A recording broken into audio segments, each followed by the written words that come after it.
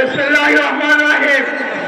আজকের এই ঐতিহাসিক জনসভার সম্মানিত সভাপতি, মঞ্চে উপস্থিত আজকের এই অনুষ্ঠানের প্রধান অতিথি এবং বিশেষ অতিথি আমার সামনে উপস্থিত চাঁদপুর জেলার বাসীর একাংশ এবং ভাই ও বোনেরা, আমি বক্তব্য দেব না, বক্তব্য রাখবো আজকে কেন্দ্রীয় নেতৃবৃন্দরা।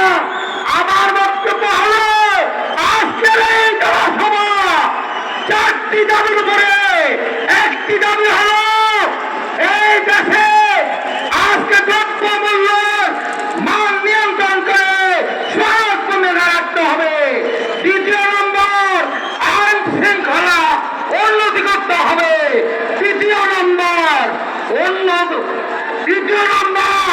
রোড ম্যাপ ঘোষণা করতে হবে। গণতন্ত্রের পথে যাত্রাপথের জন্য বেশিরভাগ সরকারকে এদেশকে উৎখাত গণতন্ত্র সরকারকে এই আহ্বান জানিয়ে আমি আমার বক্তব্য শেষ করছি। আল্লাহ হাফেজ। বাংলাদেশ জিন্দাবাদ, জাতীয়তাবাদী দল জিন্দাবাদ, খালেদা জিয়া জিন্দাবাদ, তারেক রহমান জিন্দাবাদ। ধন্যবাদ মনির ভাইকে।